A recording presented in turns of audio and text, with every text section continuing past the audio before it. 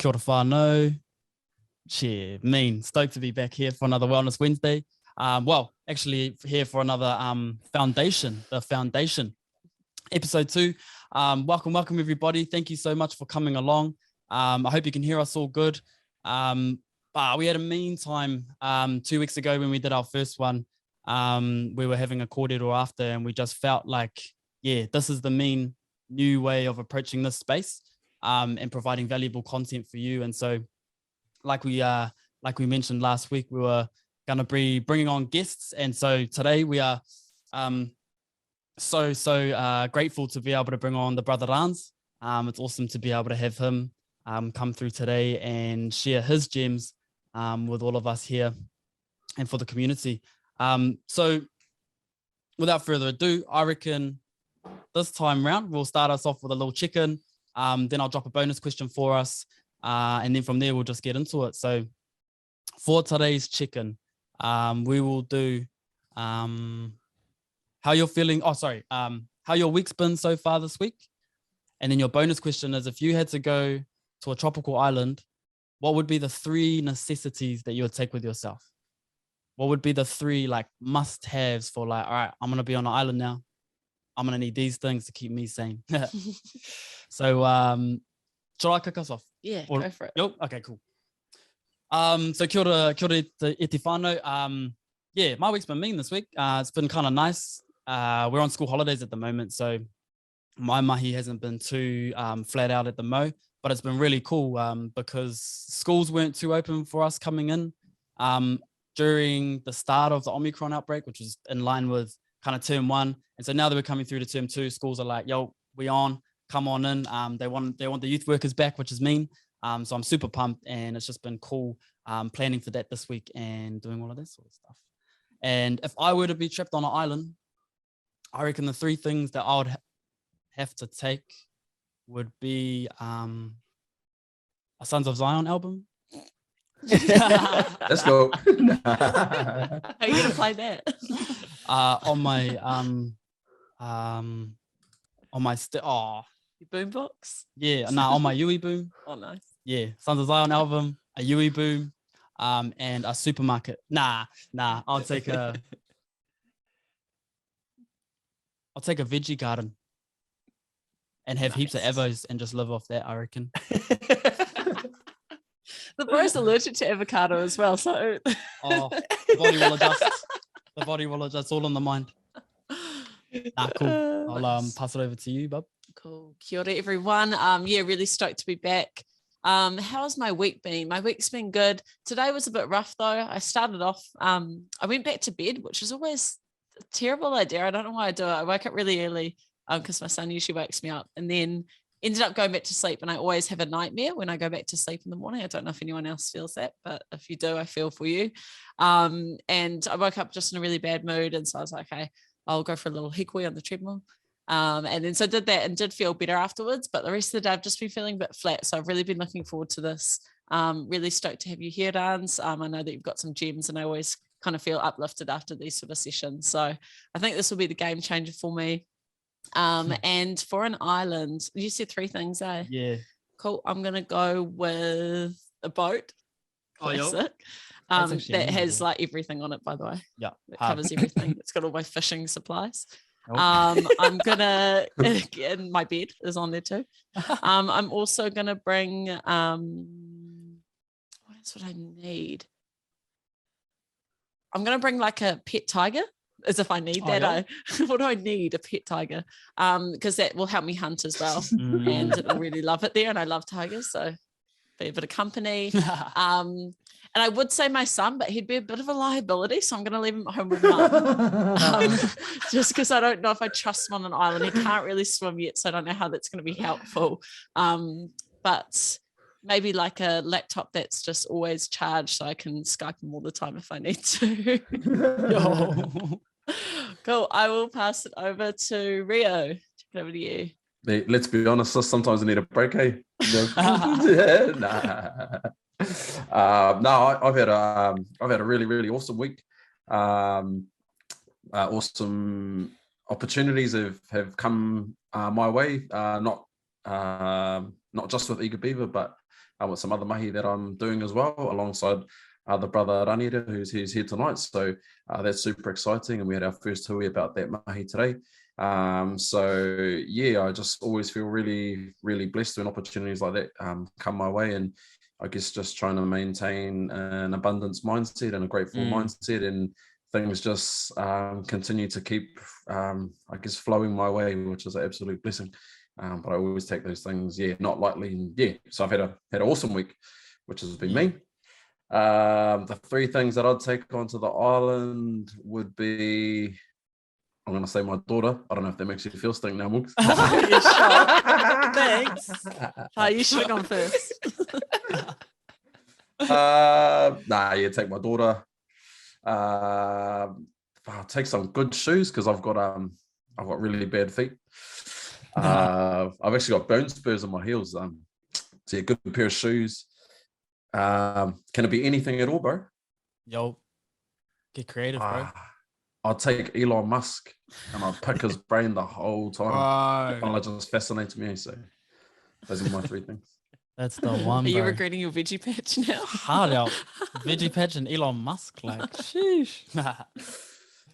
Nah, that's on. Sweet. Shot, bro. Over to you, brother Reds.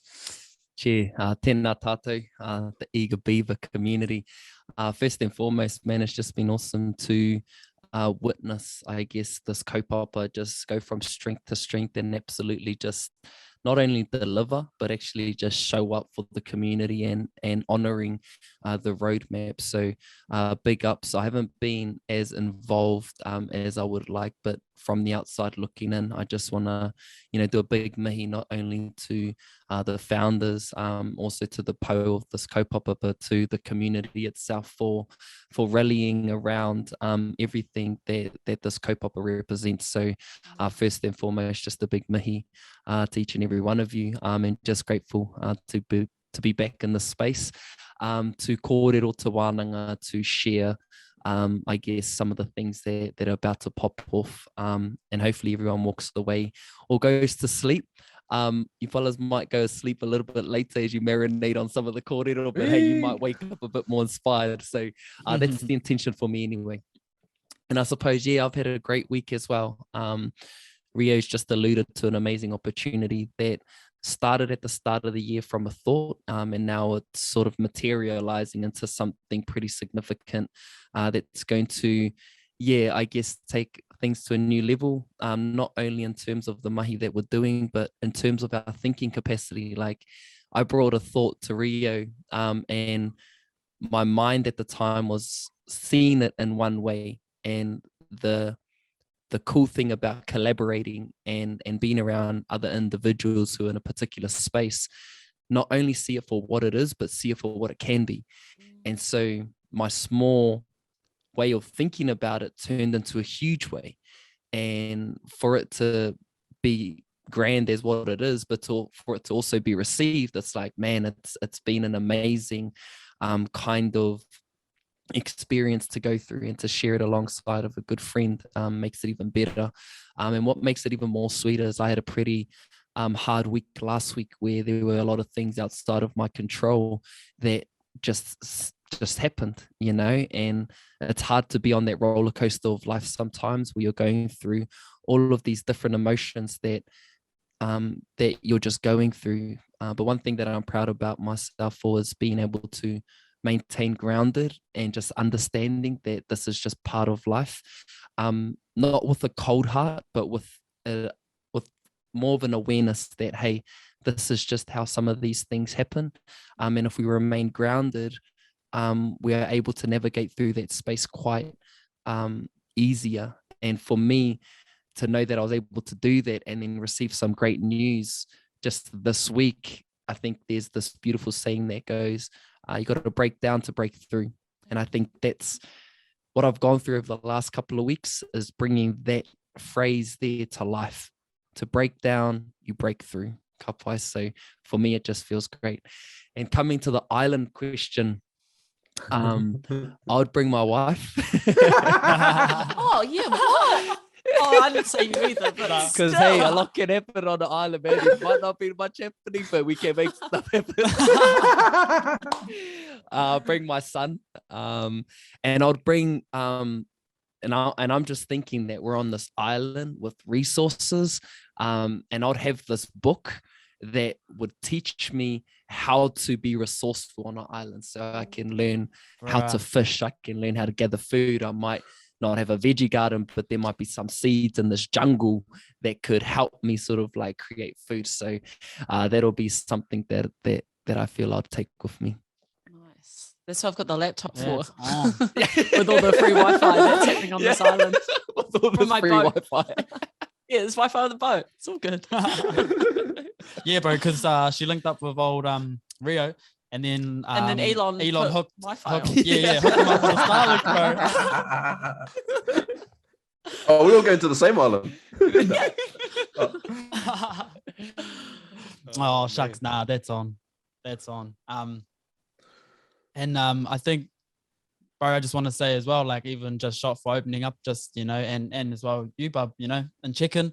I think that sometimes, you know, these kind of conversations or spaces can kind of like make people just put on that mask, you know, and just be like, nah, mean da da da. So just want to start off by did a massive mihi to you two as well for being open and vulnerable just from the get-go. And I think that's on, and I think that has really set the tone quite nicely as well for this corridor and where it's going to flow, and where it's going to go. So without further ado, I think it's time for us to get into our topic of identity. And I thought a good way for us to start off this session would be maybe by exploring the idea of identity and what that means for us. You know, what's our definition of identity, and how that impacts us in our lives and things like that. So is there anyone that feels as though they are keen to start us off on what your idea of identity is? Or we can. You start us off, bro. Yes, I don't even run to speak at once. Yeah. I've got time. Nah, cool. I So need for to see me- if I can come up with a better answer. So I feel like, Oh. nah. Those ones. Nah, Nah. yeah. Cool. So for me, I think identity, I think I would actually find it quite hard to summarize into like a real succinct way. But for me, identity is aligning yourself with your true self within, and being able to, because I think with identity, you've got kind of different areas that tap into it, right? You've got purpose taps into what your identity is, what you're up to just in general, you know, affects that as well. So I think that identity is something that can be created, but also there's like an element of like kind of base identity that like always lies there, that even if we get caught up in, you know, something we're up to and it stuffs up our ego or whatever, that when we get knocked back down, we're back at that base. So I think identity is something that is a thing that people work on, a thing that people constantly contribute to, and is a way of defining us as our being, as our person. Yeah, I'd say that's what it means for me. I also feel it's like, you know, when we think about our identity, it's the one constant in our life as well. You know, it's the thing that is, we came here as this particular being and we leave, you know, it's the one thing that's always with us. And I think as we get older and as we grow up, there's all these different layers that's trying to make us be something. You know, it's like, this is who you are, you know, do this and then you're that. You know, we're trying to be like our parents, our friends, society, school is trying to shape us and mold us into being a particular thing, into being somebody, you know, whereas at the end of the day, I think when we get to this level of awareness, or perhaps we get to the stage in our lives and we start to question like, fuck, who are we? Like, who am I? Like, that's such a powerful question. And sometimes we get to the stage in our life where where there are circumstances happening, right? We might get to a space where, you know, life's good. We've got a family, we've got jobs, but there's this lack of fulfillment, you know, or there could be this crossroads, which is what happened to me, where, you know, you go through a relationship breakup and you're like, holy shit, you're only left with yourself. And now you're trying to figure out like, man, how do I love and how do I get happy just on my own? So what I've come to realize is that the journey of finding our identity, it comes through the journey of trying to unlearn, you know, it's trying to unlearn to remember. Because when I see my son, like, he knows who he is. Like, he knows exactly who he is right now. Like, he's only 6 months old. And my job as a parent is to keep him in the knowing. I'm not out here trying to like take all these different things away from him and shelter him only for him to forget. So for me, I'm trying to use that as my example. It's like, fuck, how can I be back to my true self? And there's so much layers. And it's a continuous question that the more that I think I know, I'm so humbled to the fact that I still am on that journey. And I think the thing that you said, which is like so great, Jack, is there's so many layers to our identity. I wear many hats. You know, I'm this person to my wife. I'm this person to say you and Jack, Morgan and Rio. I'm this person to the public.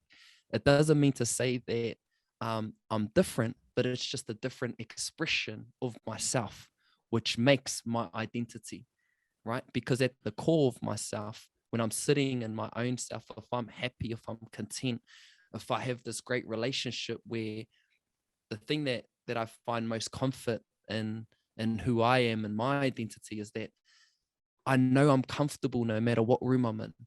I can walk in a room full of like influencers. I can walk in a room full of rangatahi. I can walk in a room full of like rangatira, and I can still feel confident and comfortable within my own self. And for me, that's a great indication of my connection that I have with my identity. I'm not ashamed of myself in any way, because I've created a relationship that in order to love ourselves, we have to accept ourselves. That's not just the good things, it's also the bad things, you know, and part of our journey towards uncovering or trying to find our identity, we have to look through the layers and figure out, like, I made this dumb decision here that I hurt people. I didn't like that.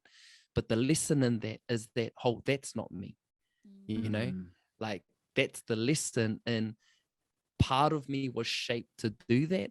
But the lesson of that is to now guide me towards my truest self, right? And so for me, it's just a continuous journey. But I think our culture and Te Ao Māori makes it a lot easier for us to ground ourselves within our identity through whakapapa, through pepeha. And I still have a very surface level understanding of what that actually looks like within Te Ao Māori context. But it's a massive, huge topic in terms of our identity, because when we look at ourselves in the mirror and we look at ourselves from a third, like a bird's eye view, there's so many things that make us who we are. And our journey is trying to figure out what aligns best with our truth. And the way we can be aligned with that is, well, what feels good? If what feels good is our measure of what feels right to us, then hey, we're on that path. And if we're on the journey of like trying to figure out what isn't, if we do something and we feel uncomfortable, if we do something that hurts other people, if we do something that even gives us this sense of guilt, then hey, maybe that's not who we are. So it's trying to align ourselves more so with what makes us, I guess, flow in a state that brings us more comfort and joy and abundance and all those kinds of things. So it's a multi-layered kind of answer, but it's just what I've come to know about this journey, because as soon as I think that I have a good understanding of myself, I'm met with so much ego. I'm met with so much insecurity. I'm met with all of these different things that just remind me, holy hell, I got to go to another layer, another level of actually building that relationship with myself. So yeah, that's some kōrero for now.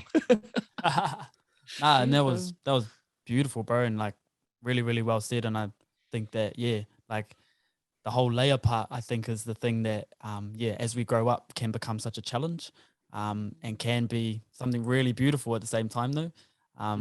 So, brother Rio, how about you, bro? Like, what's identity to you?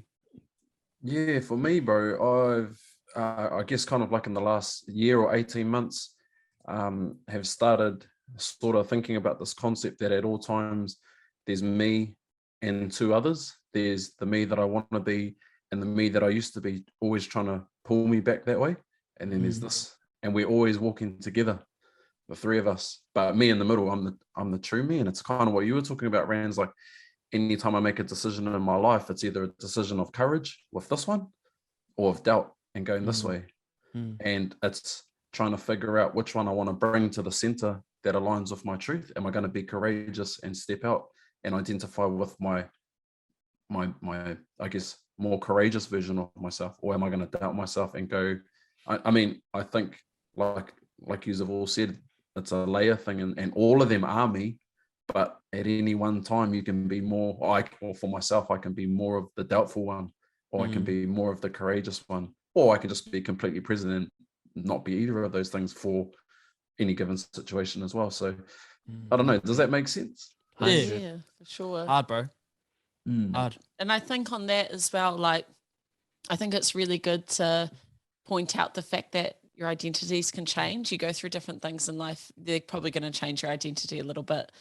Even thinking for myself, like when I became a mama, like, you know, my identity changed. I had a new purpose. I had a new, you know, something that I was really interested in, like doing cool stuff and like all that sort of thing as well. And I think, especially as being a youth worker, I hear a lot of pressure from adults in our rangatahi to go, like, you see these young people making these sometimes like dangerous decisions, and it's like they haven't figured out their identity yet. A lot of us haven't. I'm currently in the journey of really focusing that on myself, and trying to figure out ways to figure out who I really am, because, you know, over the years and stuff, it's so easy to pick up traits from other people. And sometimes those can be good. Sometimes they can be really harmful.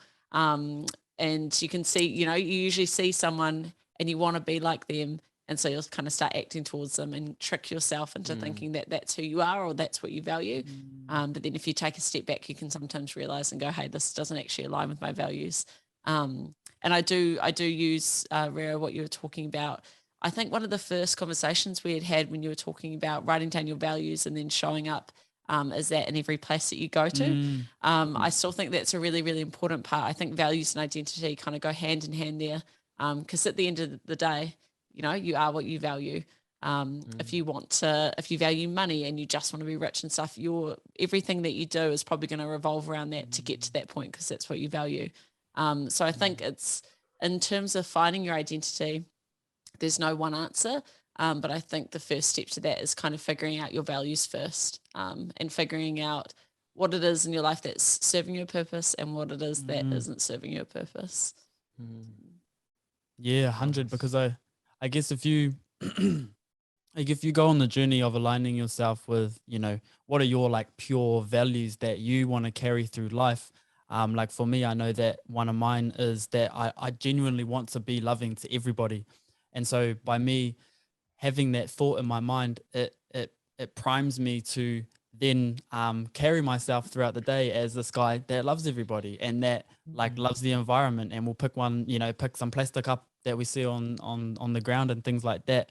And by discovering those values, I think as well, it can be tricky, but I think like for me, I know that you, Raniera, helped me discover a big value that I have. And of that value is of serving to others, because you were a massive inspiration to me coming on this journey right now. You know, like you're literally the reason we're doing a podcast, like why we started our podcast and everything like that. So I know, you know, that day where and it's funny, I talk about this every time we called it all, bro. You need to throw like another growth gain so I can refer to a new one. Yeah.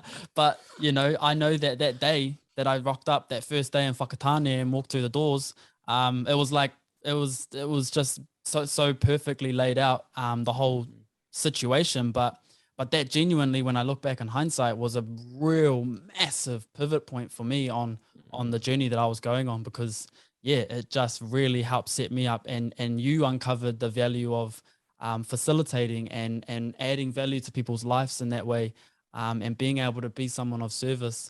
Because then when I saw you doing that, bro, I was, something inside of me was like, bro, that's me. Like, that's part of me too, what this fella's up to, you know? And Ari, when we had a kōrero with her, she said, you know, sometimes when you see something online, or you see someone, you see a quote or whatever, it could be an activity, and it really excites you, and something inside goes like, yes, that's a part of me.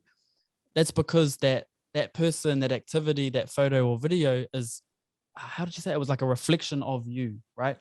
And so that's your soul going, oh, there's a part of me there too. And I think that you helped me do that. And I know that by me getting there, was that I saw you do your post and about it for the first time, and was like, yo, come down, suss your tickets and things like that. And yeah, just felt this like kind of overwhelming, because yeah, this overwhelming feeling of like, I need to go to this, like I really need to, but there was almost a point where I was going to back out just because I was too nervous to meet you, bro. So I'm glad that I did that. And so the point that I'm trying to get across here is that for people, I know that thing that's helped me find my values is by following where like my gut takes me, and where my guts really speaks to me. Could even be a bloody like an ad, you know what I mean? I saw an ad for like personal development courses, and that spoke to me, and I was like, yes, like we're on. So yeah, I just wanted to, it's beautiful, bro. Like honestly, going from like having that kind of history together in terms of you know, that was like a few years ago now, but to see it just go from strength to strength. And the thing that I really enjoy about listening to that is that there's something that we don't know about ourselves that knows more about us. Right? That part that becomes alive when you sort of see something that you resonate with is giving you, like, it's communicating to you, and all you need to do is respond to it. And for me, that's such a great sign or tohu that helps us connect with that inner knowing, right? With our inner child, that thing that my son has at the moment. Like that's the thing that I feel gives us these sort of feelings. And because if we didn't have that feeling, all we have is the doubt, is the uncertainty, is that other voice, you know, as Rio talks about, that other version of himself. If we don't have that trust or that intuition, all we have is the thinking mind, which is going to put up all of these barriers as to why you shouldn't get in your car in Auckland and drive all the way to Whakatane, which is a 4-hour drive. Like, now you're going to be like, nah, man, I'm going to be tired. I don't want to pay for gas, like all of these things. But you had this calling that was so strong that you didn't even worry about these things. You didn't even have a place to stay, bro, until you got to Whakatane, you know? So when we can trust more in that, we become way more aligned with our true identity. And sometimes it takes us fabricating this idea of who we would like to be, right? We create this in our mind. We start to create a connection in our heart too. Like at this point in time, I have a vision in my mind of a new version, like a new version of Raniera that I can see in front of me. And man, he's amazing. He's standing boldly, he's standing proudly, he's standing in his power in a different way. Like I can see that, and now I start to feel it. And because I've got this clarity of the direction that I'm going in, I'm now open to all of those different signs that now align with that. Right? So talking about the experience that you had in terms of my copa, but you already had this, you're already meditating, you're already thinking about you wanting to be a youth worker, you're already thinking about this type of version you wanted to be, you're already following me, and then boom, I put out this message, and it aligned with you, bro, because that's exactly the direction that you're going in. And so the kōrero, I think, here to ground us in this space is that when you become, I guess, clear in your mind, because there's this kōrero that goes, if you know what you don't want, then that'll show you what you do want. right? And we can look at our lives and we can look at the things that we don't like about ourselves, which is a sign to say, well, what do we like about ourselves, or what would we rather have? And so when we start to contemplate all of those other things that we would rather have in our life in terms of getting clear in our mind, right? What does that look like? What does that feel like?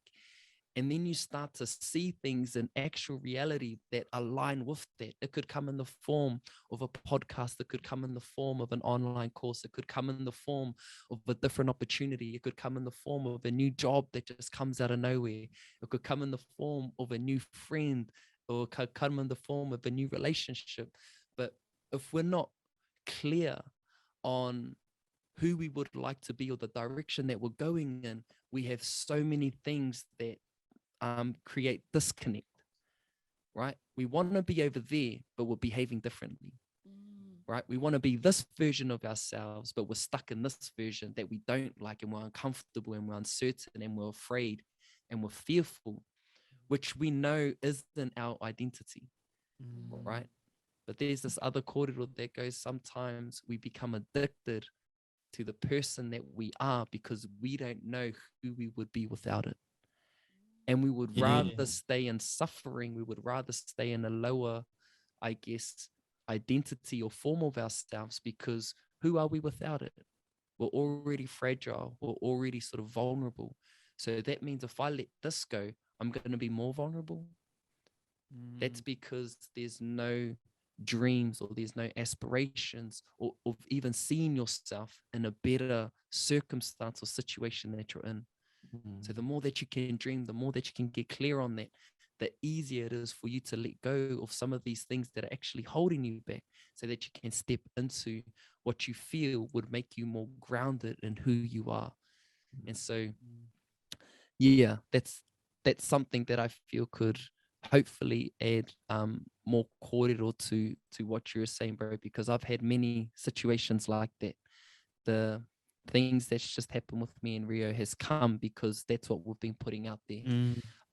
Rio has been a part of like one of my kaupapa as well last year, that he was talking about, where he was in a space as well where he was trying to find himself. We started to catch up heaps. We're having all of these amazing chats.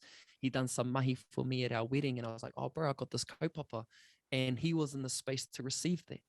You know, so all of these things that are happening in our life, and if we again are in a space where we're unhappy and we start to see things that could pull us out of that, our responsibility here is, are we willing to step into vulnerability? Are we willing to step into discomfort to change our circumstance in our life? Because the definition of insanity at te whānau is expecting a different result while doing the same thing. So if you want something different, look at how you can change things up. And if it's along that path, you'd be surprised just how amazing life can be. Yeah, bro. And I just want to touch on something that you touched on earlier, and was, you know, sometimes you got to break down to break through. And that's definitely something that I had to go through when I was doing Te Araho with Rans, was breaking down and peeling back those layers and actually getting down to who I was. And I guess what I didn't like about myself and what was holding me back. And once I was able to come to grips with that, Rams, and actually accept it and be, you know, sit with that, the exciting thing, whānau, about doing that, you know, that part is very, very hard, but the exciting thing, and the thing that I loved about your kaupapa, Rams, is that, you know, a few weeks later, we were encouraged to pick a new identity. And that's the exciting thing. You can actually just pick, literally pick. And I love that saying that says, whether you think you can or you think you can't, you're right. And that's so true. So that would be my encouragement, you know, to our EB whānau, or anyone who's listening to this, is that, yep, there's the hard parts of accepting, you know, what you might not like, or the parts about your current identity that you don't like. But the good news is you can pick again, and you can start again, and you can go again. And for me, that's amazing. Yeah. What do you think it is that keeps people? Because like, what do you think it is that keeps people from stepping into that discomfort? I mean, I was thinking, you know, there's a lot of ease, I guess, in staying in the way that you've always been. And like, I was, when you were speaking, Rans, I was thinking like, this kind of sounds like it speaks to the saying of she's just stuck in her ways, or of more older people or elderly people, and it's like, nah, she's just stuck in her ways, or he's stuck in her ways, it's not going to change. But what do you think it is that stops people from being open or being willing to jump into that space of discomfort or self-discovery, I guess? Well, what comes to mind for me, like off the bat, it's like judgment and shame. Like I feel those are like probably like the biggest two like diseases in what people face, because we've created these sort of scenarios in our mind that, man, if I go out and I do something different, like people are going to judge me. And the thing with that is that it's an illusion. Like we've created it in our mind, which has made us fearful of actually taking that step. So it's not actually the fearful, not actually the judgment of others, but we actually judge ourselves ultimately. Right. And like I still experience it now. Like the more that you grow, you just sort of deal with it in a different way. Right. Because when we are so caught up in ourselves, right, we're entitled, we're caught up in our own emotions, we're caught up in ourselves, that, man, if we try and do something different and we risk our comfort zone, it's too much fear, I believe, as to like why people do it. But at the end of the day, the thing that makes me build courage is there's this point that I reach when I get sick and tired of judging myself, when I get sick and tired of staying exactly where I am, but me wanting more, is I just reach a point where enough's enough. It's like, well, how much longer am I going to put myself through this? Because at the end of the day, I'm the one in my own way. And it's me. It's no one else. It's me. And so how long am I going to keep holding myself back? And I reach this point where I'm like standing at the edge of a cliff and all I need to do is jump. Right. And so I reached that point. And so the thing that from my own personal experience is that it's judgment, it's shame, it's fear, and it's more so the fear of self. Am I worthy enough to do that? Or I battle with the thoughts of, who am I to be doing this? Right? Or I battle with the thoughts of imposter syndrome, like, holy hell, I'm doing this, man, I shouldn't be here, I shouldn't be doing this. So there's that constant voice in our head that always tries to keep us safe. It's exactly what Rio said. We got these two versions of ourselves, the version that we want to be, the version who's trying to keep us exactly where we are. And it feels like tug of war sometimes. But the more that we do things that align with where we want to go, I'm not saying that their voice goes away, but it gets quiet, or there's a moment where it's absent. And that's your moment where you step into courage and you just take that action. And you just never know what's on the other side, because uncertainty is also a crippler for other people. We want to control the outcome. We want to be guaranteed that we're going to be okay, or that it's going to work out. But unfortunately, we don't have that control, and that's the other thing that I feel makes it a bit more difficult for people to experience positive change in their lives. Yeah, 100, bro. 100. Were you going to speak there, Rio? Oh, I was just going to say, we were, today when I was with friends, we were talking about enjoying the journey, and just what you touched on there, brother, how you were talking about we want to control the outcome. And I think that stops us from doing so many things just because we're so hung up on, and myself, Jack and Morgan talked about this the week before, being so hung up on the result, and overthinking, I won't do that, because we just anticipate, or we think that we know what the outcome is going to be, when it's really not about that. It's really about enjoying the journey and just jumping off that cliff, bro, like you were talking about. Totally.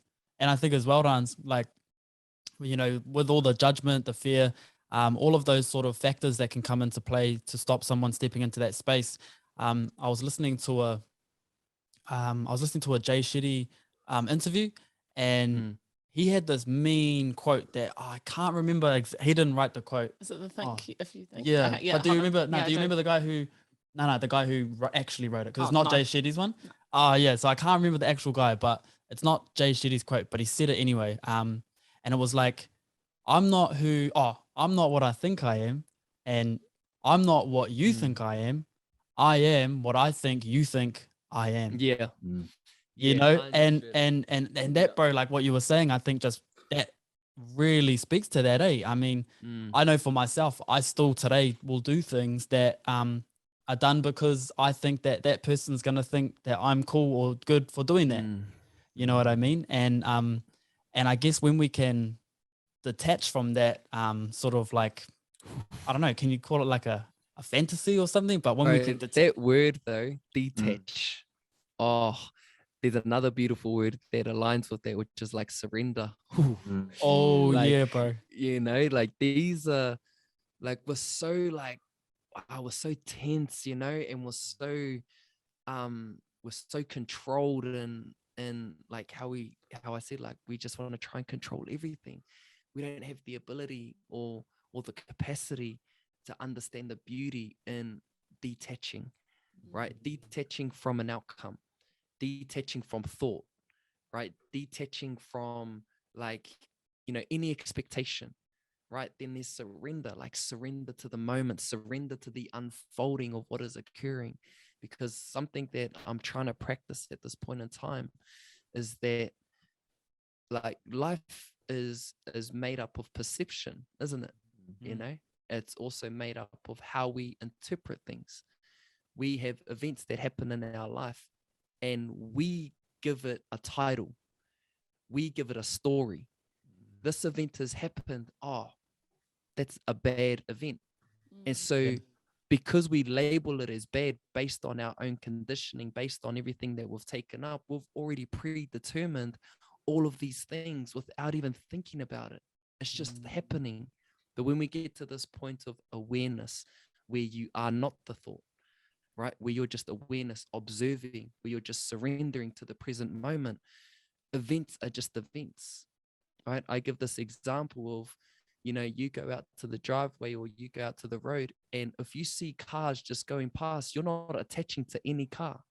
Those cars are exactly like our thoughts. Those cars are exactly like the events that we have in our life.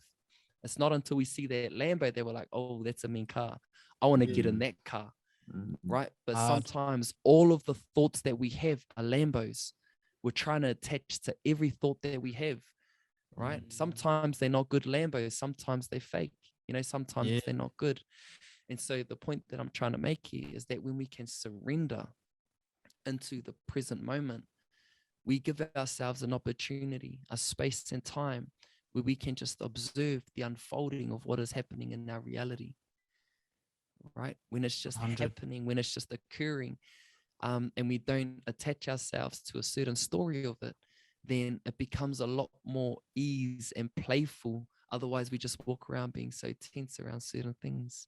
So I just really love that word that you said, bro, around detachment, because the more detached we are, the more that we can surrender, the more that we let go, we become in flow.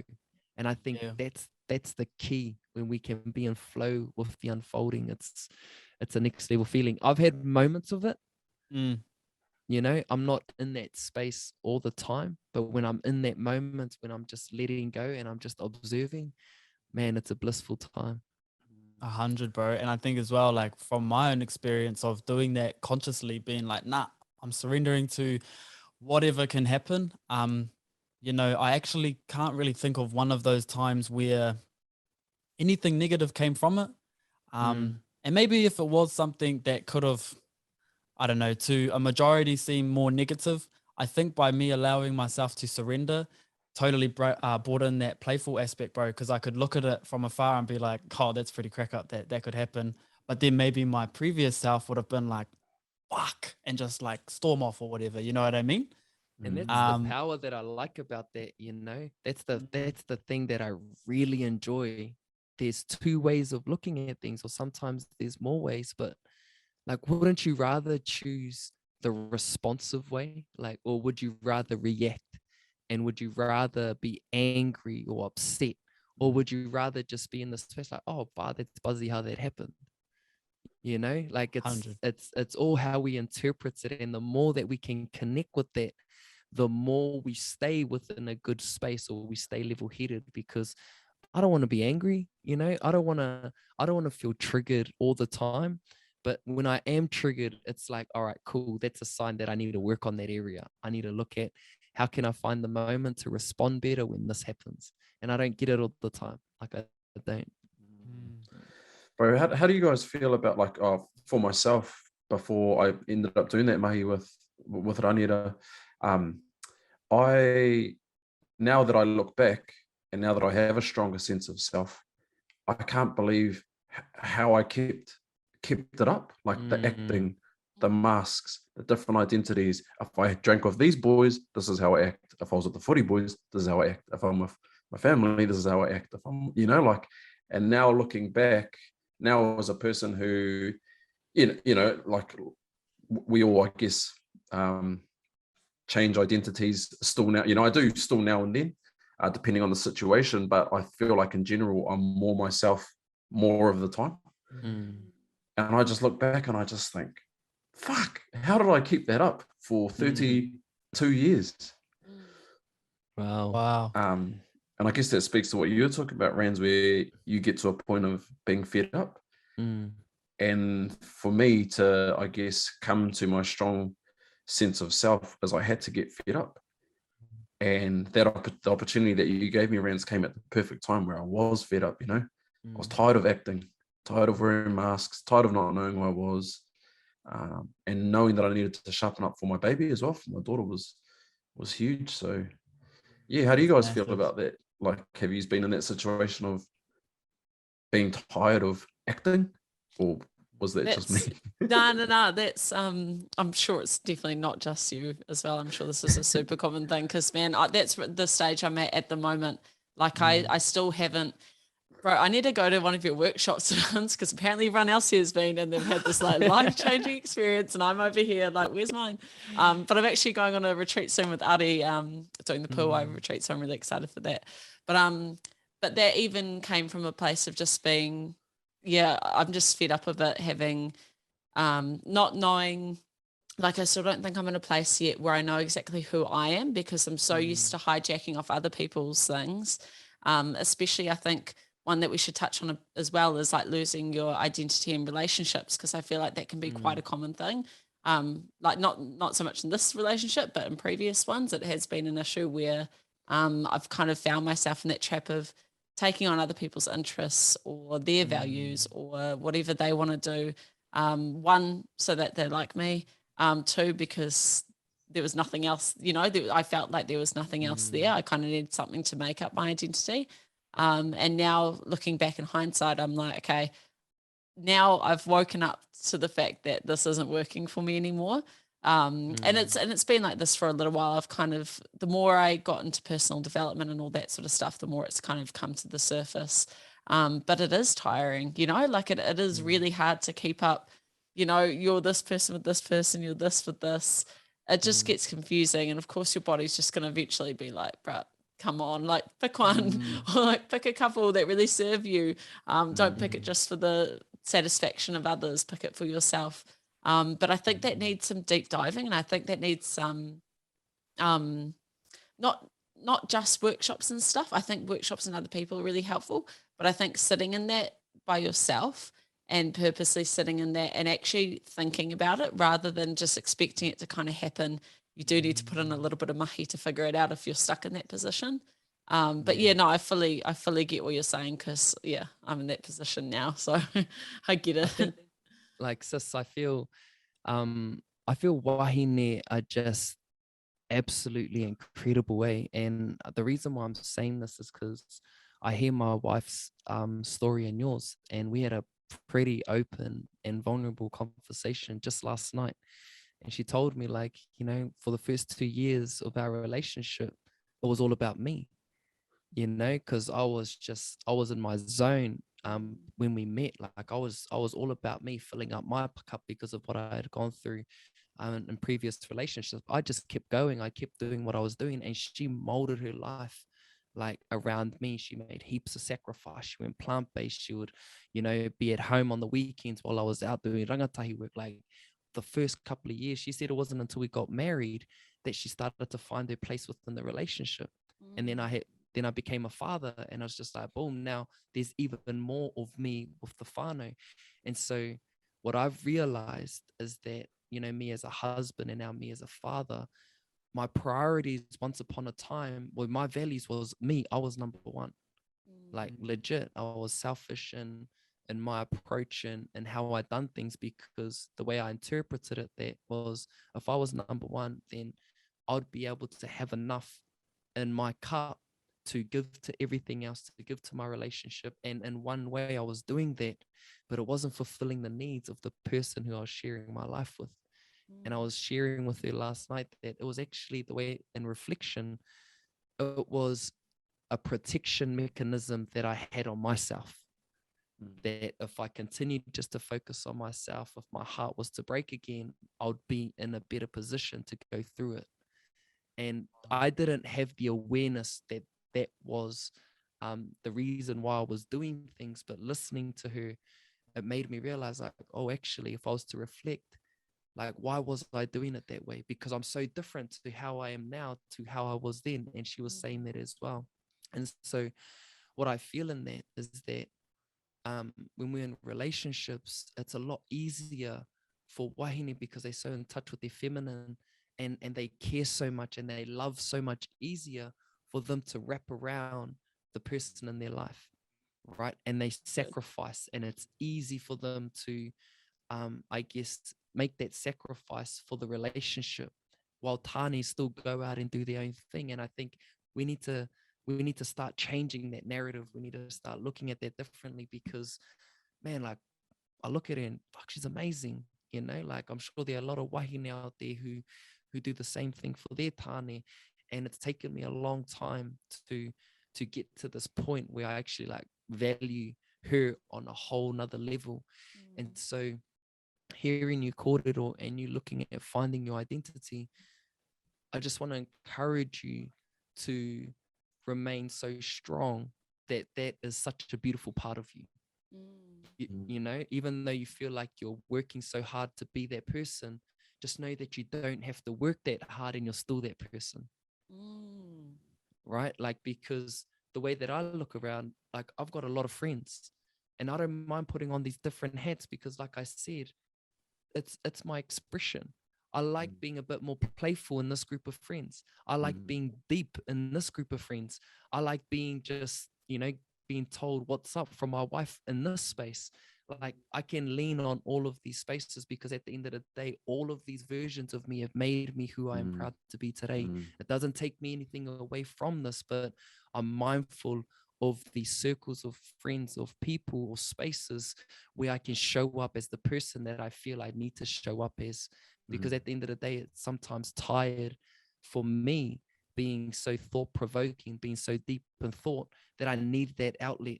I need that outlet just to be a cheeky fella, just to piss some of my friends off, you know, for some of my older friends, just to put me in my place. Like, I enjoy that, you know. So the thing, again, perhaps as you're on your journey, sis, and, you know, there's beauty in sitting in it.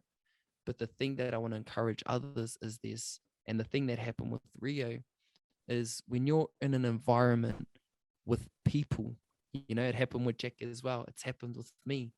When you're in an environment we don't know anyone, and then you choose to take your mask off, it's a different level of vulnerability. When you can break down in front of people that you don't know, and the space has been provided, and you've said, this is a safe space where I've put the intention that I'm just going to show up, right? And you take off that mask, because when you're completely vulnerable and you let it all out, what you're left with is the truth,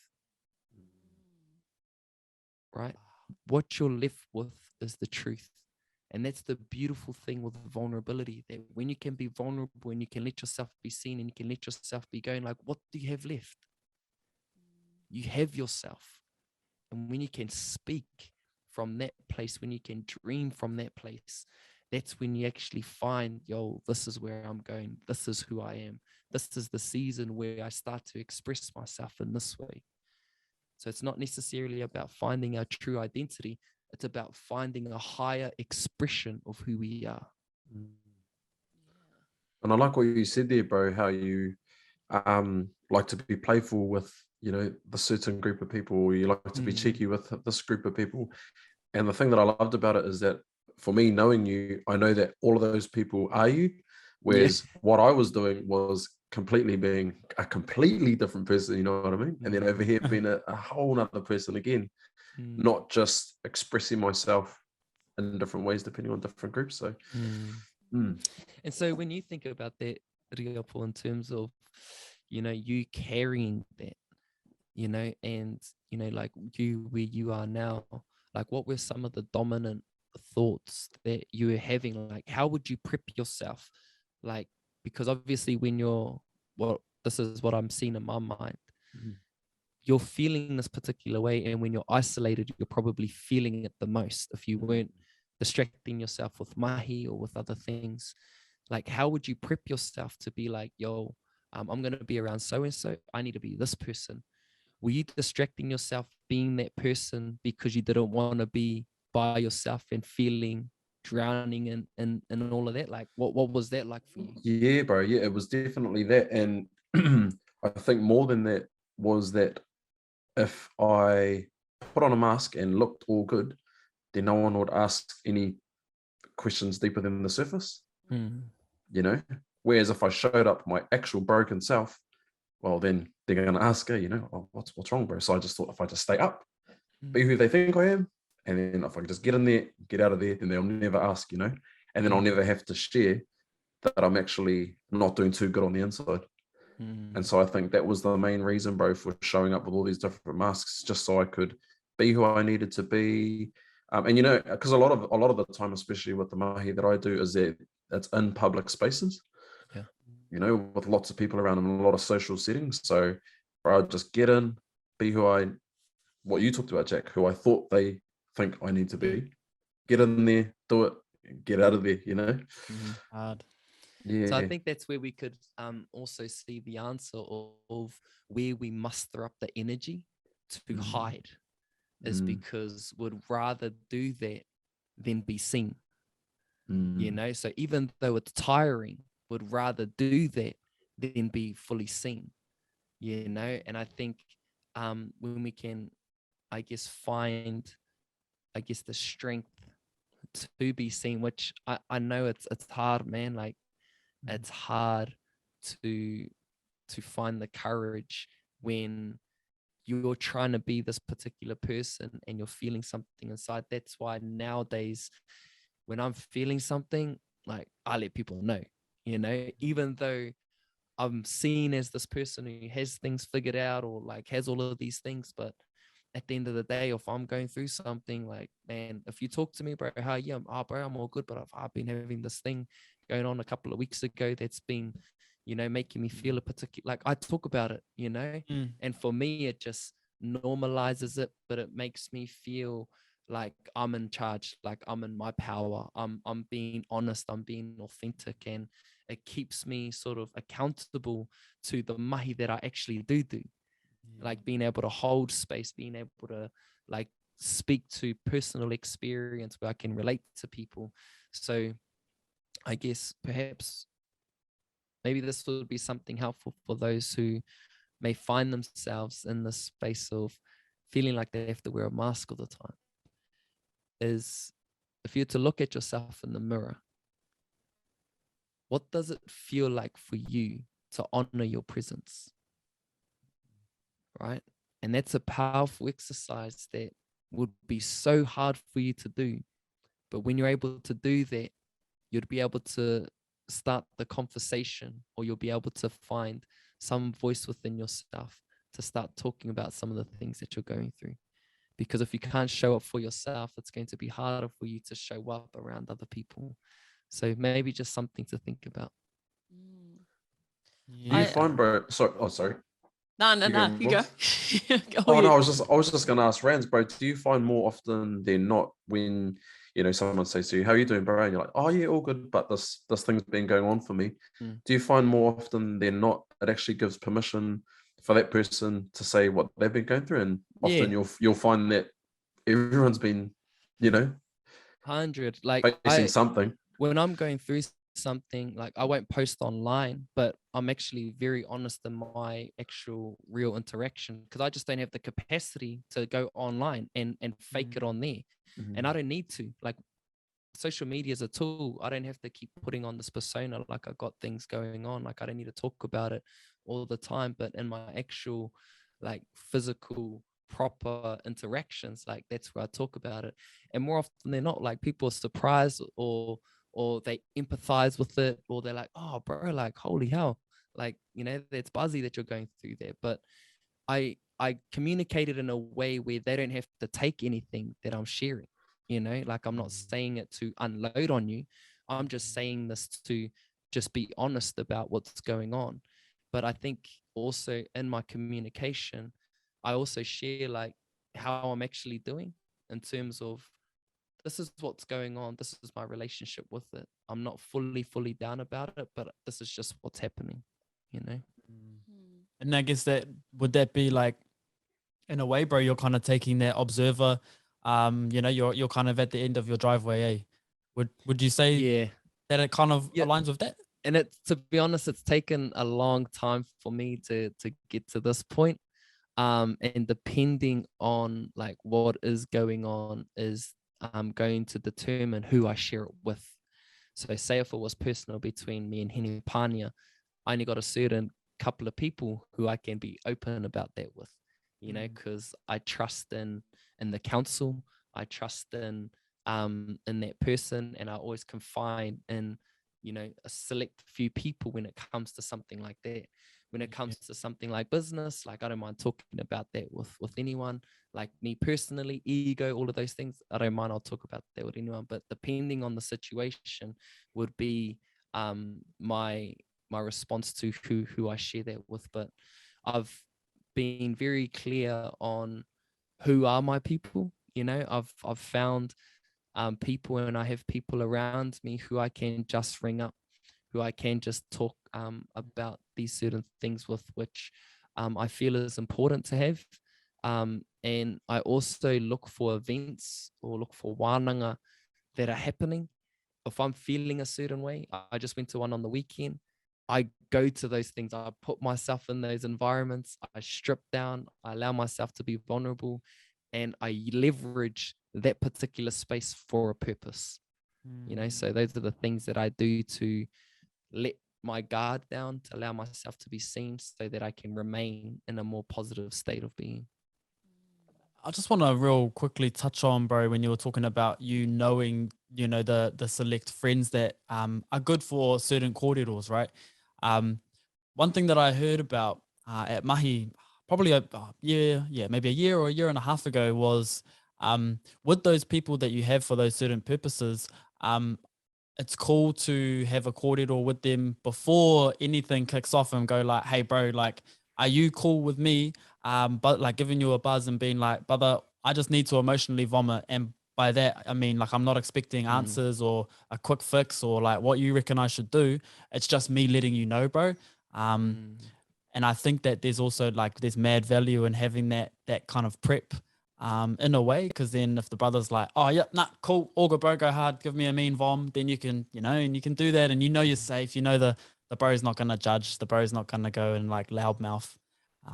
That's mean. I like that. I haven't necessarily used that, but I think that's like such a awesome tool, because in a way you're providing a space for them to give consent for some of like the heavy corridor that they may sort of like hear. So I like that, bro, but I haven't necessarily used it in my space. It just, like, one of the things that I've realized about me is that I could be going through something, and I'll just be around someone and would talk about something, and it'll lead to that naturally. Yeah. You know, so the conversation ends up not being the conversation that it was meant to be. You know, we could ring up and talk about something. I remember I rang up one of my bros, and he wanted to talk to me about NFTs, and we're having this chat, and it ended up being all about me, about something that I was going through. You know, so when you're around these conversations and it naturally comes out, you'll be surprised about how quickly things can change within conversation, bro. When you can just talk about it, it's amazing. as to the fruits that come from a simple conversation. You know, you have this urge of like, I've got this thing going on, I don't know if I should bring it up, but when you bring it up, man, it's a beautiful thing to feel the, I guess, the pressure or the weight leave. And if it's landing on someone who has the capacity to hold it, man, you just walk away with so much more than you expect. And even they walk away with the value as well, because we got to understand that there's the thing as holding space. Like, you know, if you come to me, Jack, there's so much value in me being able to hold space, but there's also so much value in sharing, because one of the key ways to learn is through sharing. You know, so if I'm sharing with you, I'm actually learning. There's a positive exchange that is going on, even though the topic of the situation isn't necessarily good, but it can be good. 100. And yeah, I don't know if any of this is like tied to identity, but you know, like it's just moving, moving into the space. And I so think it is. Like, I've never, like, I'm quite quiet at the moment because this whole like mask wearing idea is just so like rings so true to me. Like, I find, and it's weird because I encourage people to be vulnerable with myself, you know, like I'm always like, just be open. If you're feeling some sort of way, tell me, like I'm there for it, because I know I've got the capacity to hold that space. I mean, it's not only my job, but it's also my nature to be able to be like, okay, no, I want to hear about all this stuff. But man, when it comes to me, I just resort to humor like straight away, even in, you know, like if we're in like a personal development hui at work, you know, we go through lots of trainings and stuff like that with people that we don't know. And it's like the perfect safe space, you know, they're encouraging us to be open. But something just, it feels like it kind of blocks me from getting to that open space, because I'm like, I'm a massive crier. So I'm like, I know if I get to that space and I get to in it, then I know I'm going to cry. Like, that's just who I am if I talk too much. And so I stop myself before I get there and make some sort of joke, or, you know, like take the piss out of myself or something like that, because then everyone laughs. And I do love that part about myself. Like, that's definitely a part about myself. Humor is really important to me, but it's also, I can see it as a barrier to getting to that deeper work. And this is actually perfect timing for this conversation, because I'm going to a retreat soon with Adi Grant, and that's a massive step for me. I would never, I'm not really one to push myself and go to those sorts of things, especially with people I don't know, and having the expectations of myself, because I want to make the most out of it. But I'm also like, man, how am I going to get past this barrier that happens every single time? Even if I go in being like, okay, no, this time I'm going to be open, honest, I'm going to just like actually tell people how I feel, you know, straight away resorts back. So I'm trying to think how to kind of break that barrier, but this conversation is super, super helpful. So that's why I'm a little bit quiet, but I'm just soaking it all in, because it's such valuable information that I'm just like, oh yes, like everything, especially with what you were saying, Rio, about wearing that mask and showing up different and all that sort of stuff. You know, 100%, I feel it now. Yeah. And then even in terms of, I was just thinking in terms of mahi, either on the podcast or when we're doing youth work, obviously there's certain situations there that you can't do that. In terms of like working with rangatahi, it's probably not appropriate to go into that space or offload onto them anything, because you're there specifically for them. So I think I've kind of trained myself to think that that's how it's going to be all the time. It's got to be like that when we do podcasts with people. Even if, you know, I've had a real shit day, I'll show up and I'll put on a smile and be rah, rah, rah, and then afterwards I could be really, really flat. Or, you know, like even just before I felt like crying, I felt that ball in my throat, like, oh, but held it back, because I mean, I'm sure the Beaver community wouldn't mind if I cried on here or anything like that. But it's kind of just like, what can I get out of that? Because I've never seen what I could get out of that. So I'm kind of in that, you know, like I feel like there's more, but because I haven't seen it, I don't actually know that for sure. I've just heard it from other people what that feeling's like. And that's the thing, Nessus. It's like you're trying to see something that you can only feel. And when you don't allow yourself to feel the pure emotion, you start to block it by trying to see, you know. So I think when we think about our identity and we think about the things that are blocking that, there's one way of looking at it, is that we have our mind that is trying to see, right? And it has the limitations, but we forget to connect to our heart where it already exists which is the feeling side of things. And so when you keep blocking yourself, sis, from allowing yourself just to be emotional, to cry, to let it out, your cry is actually going to guide you to that feeling state, right? That you feel is missing, right? You're unsatisfied with who you are at this point in time in your life. There's things that are great, there's things that are amazing, but there's something in you that's not able to fully enjoy what you have created in yourself because there's this lack of understanding of who you are, right? And I think the cool thing about you just being able to open up and take your mask off for this little brief moment is you're now in the receiving mode, right? When you take off your mask, you now are open to receiving. And there's something in you that's like, fuck, I want to pull this, I want to put this mask on, I want to put it on, I want to put it on. I'm seen at this point in time. But the more you sit in there and like just allow yourself to be seen and you feel into this and you just receive the words, it's going to guide you into feeling like, yo, that was hard, but there was something beautiful within this moment, right? And if you take this into this retreat that you're moving into in the coming weeks or shortly, and just go in there with this intention of no masks, right? Talk about all of your vulnerabilities. When the urge comes to cry, just give yourself the permission to be seen, right? Give yourself the permission, because as they see you feeling and being, it'll be your reminder of being like, yo, that's who I am. You start to rebuild, as Rio said, you create a whole new identity. This is the thing that's been holding me back, but now that it's been revealed, there's nothing holding you back anymore. All you got is this open hand, right? You just got this open hand that is ready to receive everything that is now aligned with that. And there's something beautiful that happens within that space. And if you can see on the other side of that, and as you can see it, as I'm sure if Jack was going through something, or if I was going through something, you'll see the good in me. And that's because you know it exists within you. You wouldn't see it otherwise, right? But now it's about you embodying that existence, you know, like fully just allowing all of that just to like rush through your body, rush through your state of being, and just show up for yourself. You know, and once you get to that point, you won't need to wear a mask, because you'll understand that that person that you're wearing a mask in is still you in some way. There's something guiding you to provide that joy for other people, to hold that space for other people. But without you wearing that mask, you're going to be fully enjoying those versions of yourself. Because when you leave that, you're going to have a full cup, because that's serving you, right?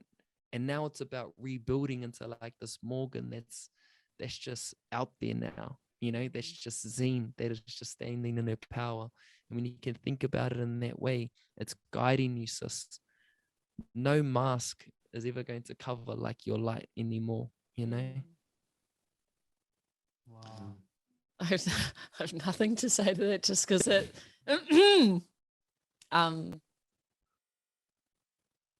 it's buzzy as well, because you touched on something that my therapist also said like a year or so ago, about thinking with your, because I think with my head, I don't really touch into my heart too much. And then you just said that before, and I'm like, you know, like, man, that must be true if two people have told me this now, but it makes so much sense. Because I can physically feel your words. Like I can feel my voice shaking. I can feel my eyes watering. My hands are all sweaty. And that to me shows me that like, this is, I don't know, this is a pretty like big moment for me. Yeah, sorry, I just need a moment. Nah, that's ace. And I think as well, you know, And this is it. yeah. That's awesome. And we'll just hold the space, Jack. We'll just hold the yes. space, Jack.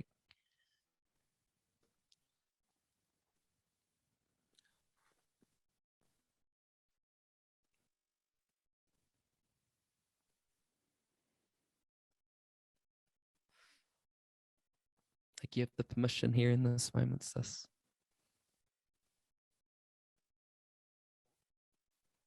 Feel into it.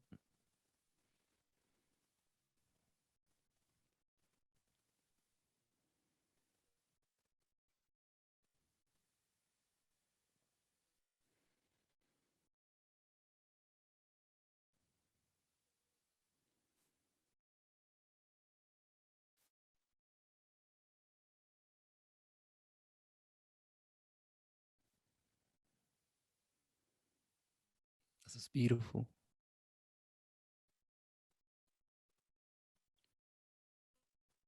We see you. We feel you.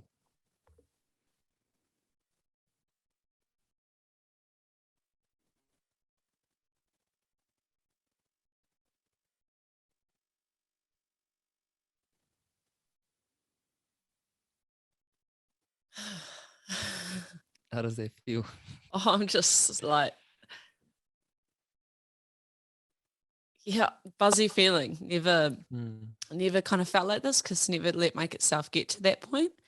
Like pretty good at pulling it back before it does. But man, it's just like a weight's been like dropped off my shoulders sort of thing. I feel really grateful for like having this sort of experience and I'm grateful for myself for letting myself do that, because like, trust me, that never ever happens. It's like a completely out of character for me. So yeah, I feel good. It's and I out also of find character to like, to be, yeah. like, And I you hate said, spaces you as let well. I hate yourself- holding spaces. Like silence makes me feel really awkward. And like I felt like I couldn't even look at the camera, because like I couldn't look up, because I just didn't want to see everyone looking at me. But man, yeah, that was powerful. Oh, I love you, bub. Love you too. And it's these kinds of moments, right, where there's vulnerability, there's honesty, where you speak from here and you have a space and you have a conversation where there's no need to put anything on. There was something in you, sis, in the conversation that we're having tonight that made you feel like, I'm going to take it off for a bit here.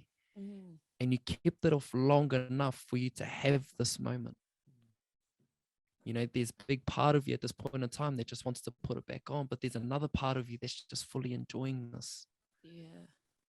So my encouragement is just to feel into what is happening, because this is just going to help you, like, just remember, like, this is a beautiful experience.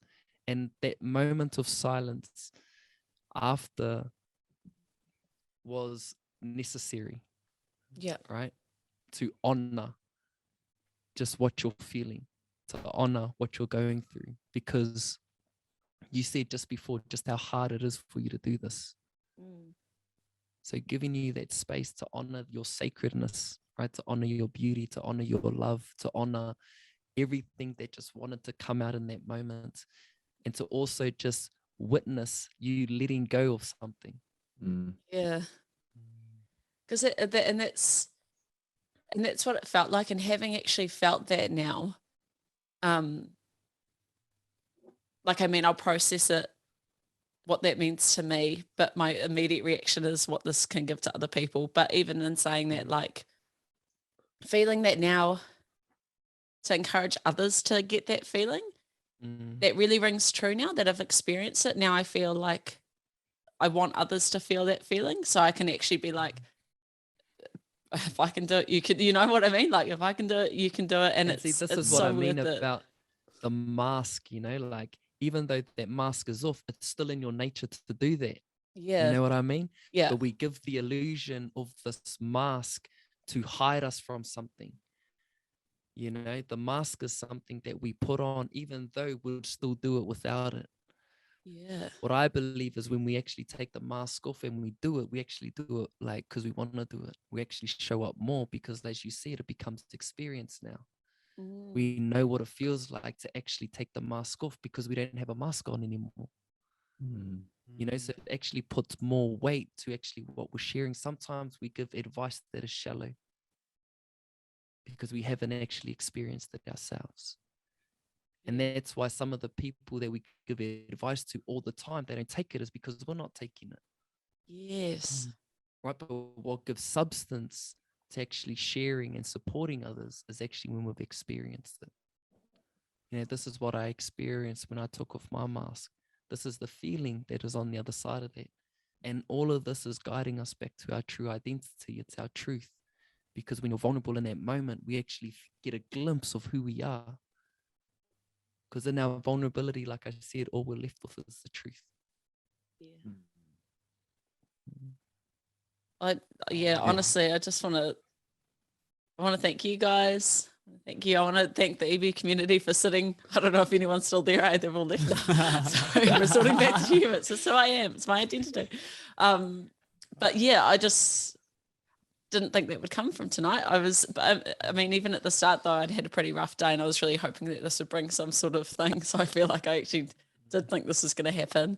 But man, I feel like better already. Like I genuinely do. I feel a lot lighter.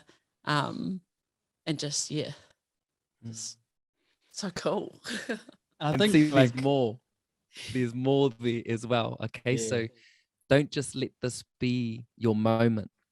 Have many moments. Okay, like don't let this just be your moment. Oh sweet, I'm fixed now. Like nah man, like I know there's more in this. It's like if we were in person, right, if there was more space within this, man, I'll, like that'll come all the way out. Right. And for you going into this event, let that come out. Okay, you've had this warm-up, which has been something that you've been able to feel, and it's been a beautiful moment. But just know that there's more in there that can come out, that will come out, that you need to let go of. All good, but enjoy this as well. Yeah, and I just want to jump in too, Morgan, and just say what a honor it was to be present in that moment for you and see you let yourself go there and take that mask down, bring it down, and I guess do what we spoke about earlier of sort of breaking down to break through, or peeling back to start building up. And I guess just some encouragement is that is the real exciting part, is the rebuilding, and like Ran said, having more moments, but having that opportunity to be like, man, now I get to pick again, now I get to choose where to from here. And that was me. That was beautiful. It was cool. Fucking A, that was beautiful, and I love you so much for taking that step above and like and I think what I was gonna say before was like I think there was a part of you, like when you actually signed up for the retreat, I think that was maybe like one of the starting points of where your mask came down for it. But like you said, you never would have done that. And we had a corridor about, before it all started. And so I think as well, like that's just added even more distance for how far you've come, in that. And just wanted to add that in. And I love you.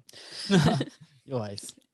That's beautiful, man. Check yous out, man. Holy Rick. The thing that I think has encouraged you to, Morgs, is because you're heavy within this space, like you're doing rangatahi work, you're in podcasting now, so you're connecting with people, you're receiving all of this information, you're around people who are out there doing it, they're standing in their power.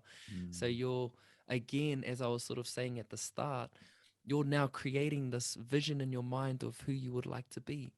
You're starting to feel that now, you're connecting with it, and all of these people who are standing in their power are giving you like the sign that, oh, it's your turn. It's been inspiring you, it's been encouraging you, like, holy shit, now I'm doing something that I've never done before. I'm going to a retreat, I've just opened up in front of like men within this like podcast and the Eager Beaver. Like, you're responding to what you actually want. You're in alignment with where you actually want to go. And so you letting go and just trusting that you're on the path, trusting that it is going to be hard, it is going to be vulnerable, there's going to be so much things ahead of you. But this experience that you've had tonight, where you're going to be like, whoa, that was a moment, I've never experienced that before, that was out of it, that was trippy, there was so much life in that moment. When you're completely present and you're here and you're experiencing something, that is what I believe the essence of living is. That's how trauma is created, by the way. There are things that have happened in our life, and trauma happened, and we're so present with everything that's happened, and we've created a story with it. Now that becomes something. Wow. And so this is in the opposite direction. You know, this is something healing. This is something beautiful that has created a feeling within your body and a memory within your mind because of the story that you're going to create around this. You know, so that's how you see it in one way, but this is the beautiful way. This is what we want more of. This is what we want to continue to have more of. So, you know, this has been like an incredible period of time, and I always just feel extremely privileged to be a part of like such you know, beautiful moments like this. So I acknowledge your courage and your strength and just all that you asked us. That was amazing. Thank you. I also don't do well with compliments, so I'm trying to. I'm still working on that, whānau. There's a little, one thing at a time. One thing at a time. Man, one thing that I wouldn't mind touching on is like throughout my life, or especially in my adulthood, and I think we've talked about it before, Rans, but I've always found it really admirable, or you can feel when you're in a room with someone who knows who they are. And they're like I used to think it was like they're scary or they've got a dominant personality, but now what I'm more starting to observe is it's just that they actually know who they are and they're very in touch with that. And now that I've getting closer to being who I truly am, I can now observe that. I can now see that, and I can now see, you know, in my friends and like yourself, friends, you know, I know when I'm with you or when I'm in a room with you, you are you.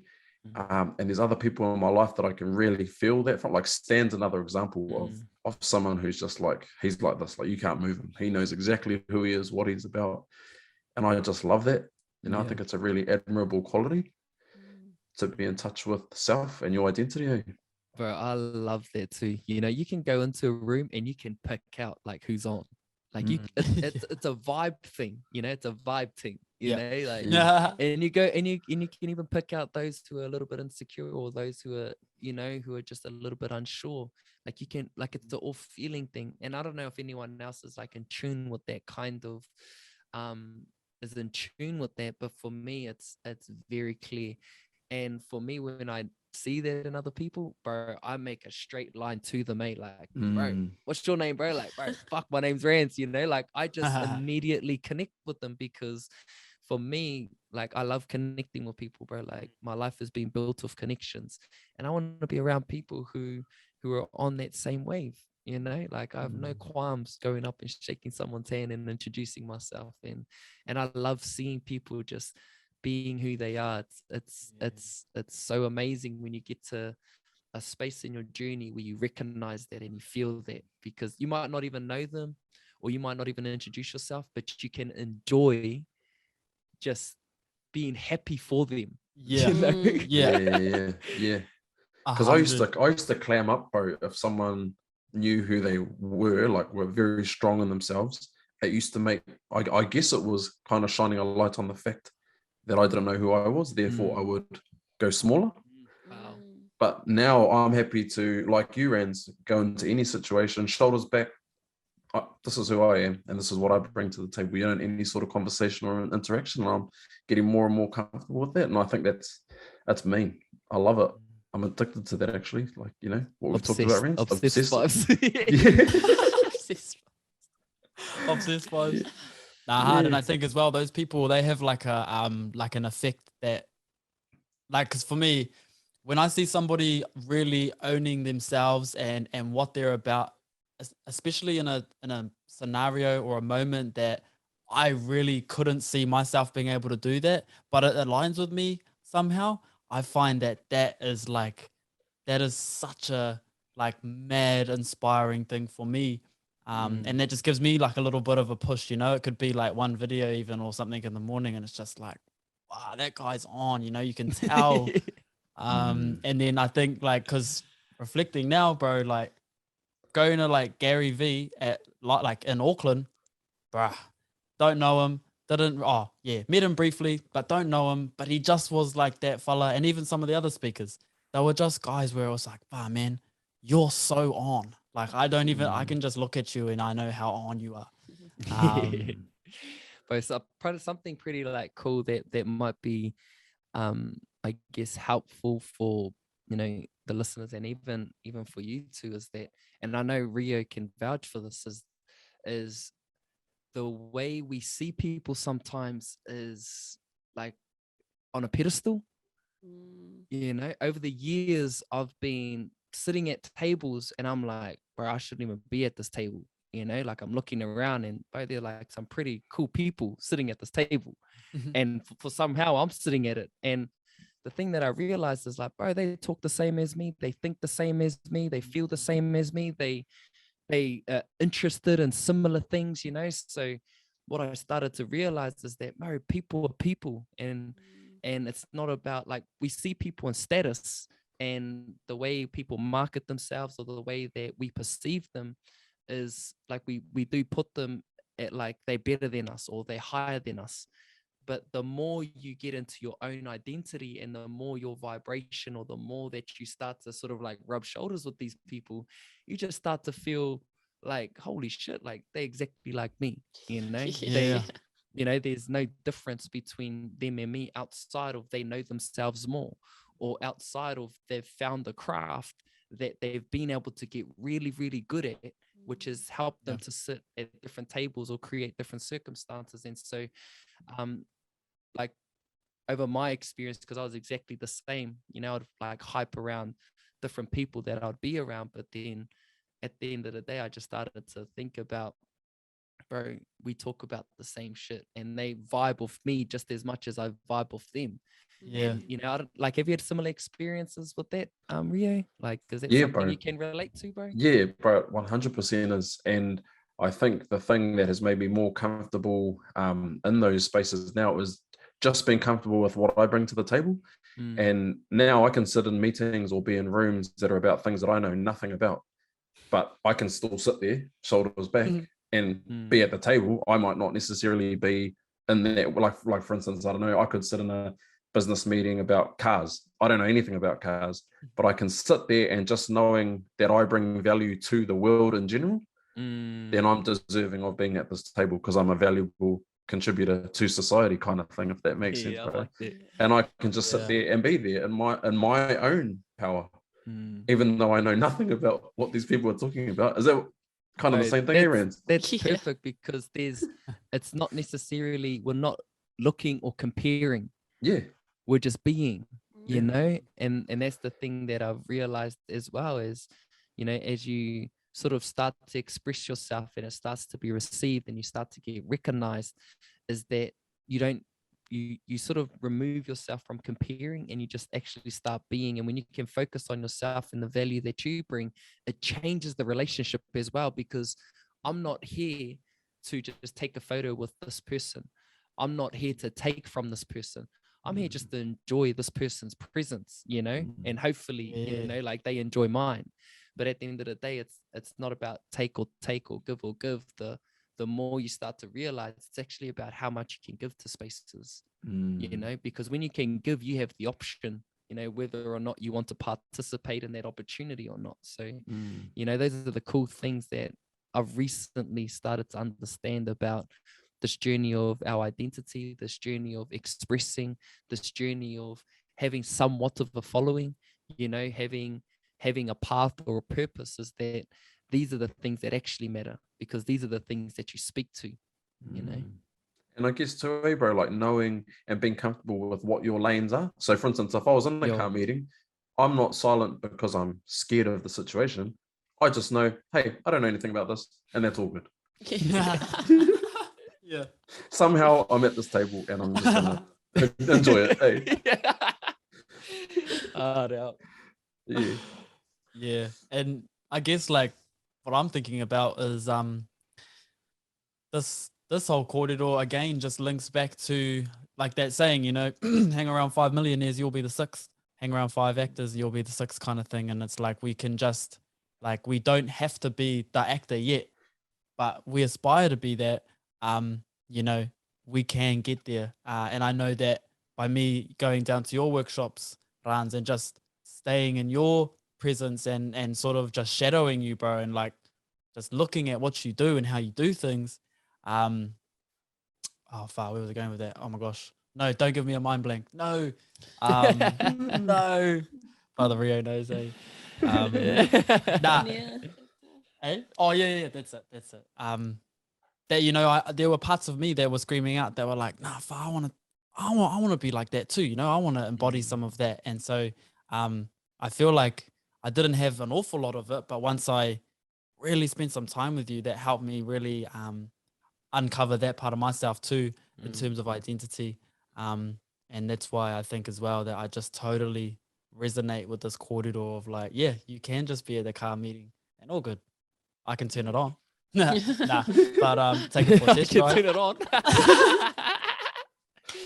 It's actually super enjoyable, eh, bro, to just be in those spaces. And like, I think it's different when you're there in like a fearful way, but when you're there and you're comfortable with who you are and you actually know that you don't know anything. Yeah. It's kind of just like a bit of a crack up, you know? Like, I don't even know why they invited me here. Yeah, these guys are dumb. Nah. Yeah. I guess in a way, like, oh, sorry, brother.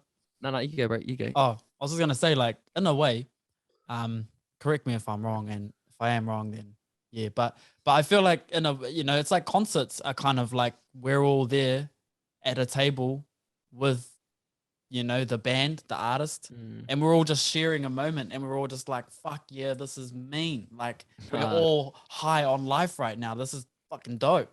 And I you guess don't like need to know concert what the chords of the song are, or you don't need to know why that chord goes to that chord. All you need to know is, man, this song feels mean. Yeah. And that's the cool part, eh? Good way to measure it, eh? 100. I think if I was to even just sort of, I guess, summarize like my corridor around identity, I think it really just does come down to like connection. Like if we can connect like to ourselves or to something, I think on the other side of that is we're going to find like who we are. And I always think that our identity is grounded in like how you guys were saying values, but there's this essence of who we are. And I feel there is like nothing bounding that, you know, there's nothing sort of covering that. There's nothing that should be over that. I feel it's just our essence, you know. There's that part of us that just fucking wants to love, bro. Like it just wants to express, it wants to be free, it wants to do all of these things. And us in this sort of like human experience is what enables us to do that, you know. Like what vehicles are there, what pathways, what creative expressions are there, what friends do we want to be around that allow us to be more of that, you know. And so our identity is a very is even that's probably limiting our identity, like trying to figure out what it is. Like our identity knows what it is, bro. Like it's, you know. And I think we just try and overcomplicate it because of everything that society is telling us how we should be or who we should be. We've got parents, we've got partners, we've got all of these things saying like, nah, do it this way, do it that way. Like we're not thinking for ourselves, we're not feeling for ourselves, we're taking on all of these ideas and opinions that is actually sort of deterring us away from like who we actually are. And I guess the more moments we have to find what makes us feel good and do that consistently, I think that's just what's going to lead us to connecting to that truth, you know, a lot more authentically. And it's okay for us as well to slip up, you know, like it's okay for us to make a bad decision. It's okay for us to, you know, be a bit of a prick sometimes. You know, so it's all well and good talking like this, but at the end of the day, fuck, we make up all these different excuses. We all go through the same things, and I think it's just our responsibility just to do our best to remain authentic as we can, as we continue to learn and grow. Wow, that was beautifully said. Yeah, that was, bro. One thing I love about you is how well you can like paraphrase, or not even paraphrase, just like articulate that. I can't even do it. I don't even know the bloody word. It's ironic. Yeah, that's one thing I love about you, bro. But man, that was just that was so beautiful, and I feel like that just wrapped it up with a nice, beautiful little bow, just like killed it. That was ace. Rio, do you want to say your last words? Yeah, hey, one up You that, go brother. next. How do I go after that? Eh? He's like, my mic's not working. Yeah. Nah, I don't have anything more to add to that. I think, I don't know. It was a really, really enjoyable discussion tonight, though. You know, I love talking about these sorts of things, identity, and they're great reminders as well. You know, for me, and I've talked to Rans about this as well. Like, it's okay to even update your identity, and having these chats reminds me. You know, maybe I put like, because I do all mine on my iPad, and jump into notes and update it. So that's sort of my takeaway from tonight. Yeah. 100. My takeaway is a whole lot. Just again, just thank you. Like, it's going to take me a while to process stuff as well. So I'm sure you'll be getting a DM from me later. But no, seriously, like I'm still in shock about this whole conversation. It's just the timing of it was perfect. I think it was a really important conversation to have. I hope a lot of people will benefit from the stuff that everyone's shared today. And just, I'm like craving that vulnerability now. Like I'm like looking forward to going into the retreat and being my authentic self. So it's more of like, it went from being something that I was like a little bit like, whakama about to now being really like excited about. This has been the greatest Wellness Wednesday. I've really enjoyed it. And man, if this is what our second episode, like, bro, you've got to come on more and share your knowledge, because there's just so much to be shared, so many topics to talk about. But just really grateful for really grateful for you guys. Really grateful for the community. I know it's later than usual, so I hope you're all still awake and you haven't fallen asleep on your laptop.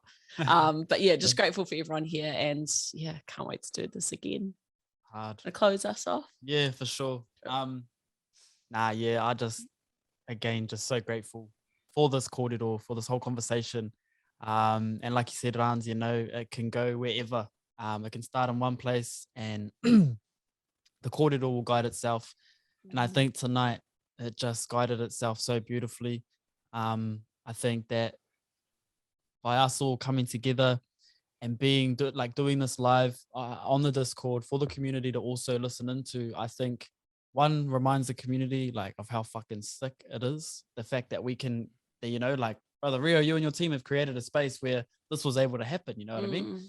And then two, I think it's also, like one thing that you've done, Bub, is just led hard out by example and just showing like mad vulnerability. I mean, everyone has tonight, but I just take my hat off to that, Bub.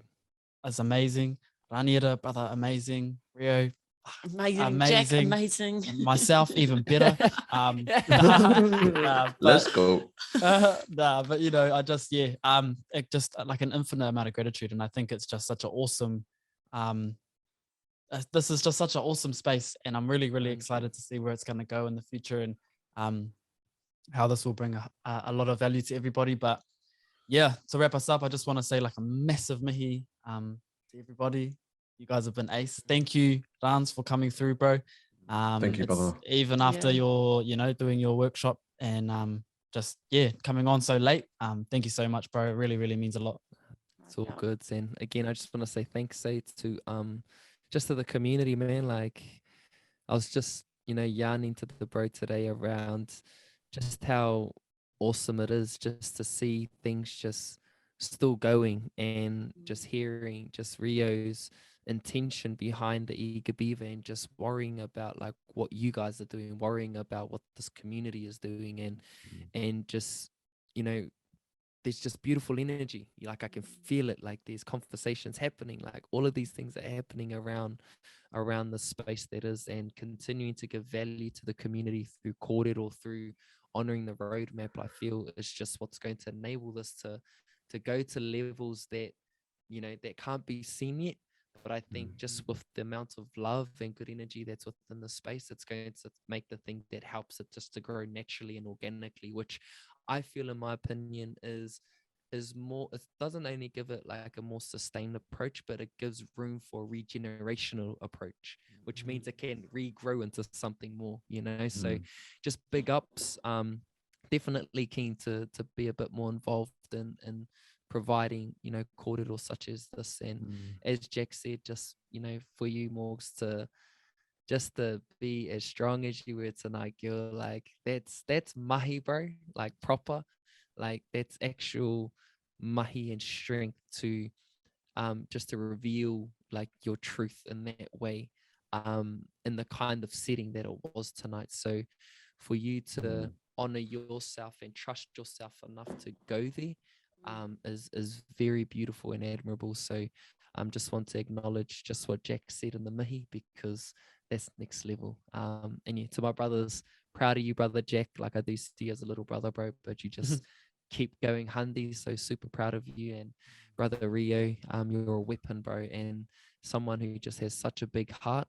But the work ethic of an actual beaver is like proper, you know, like beaver is a good avatar for you, bro, for sure. So big love to you, my brother, and Sure, love my you brother. heaps. So thanks everyone. Was a blessing night, and really enjoyed it. Kia Me, ora.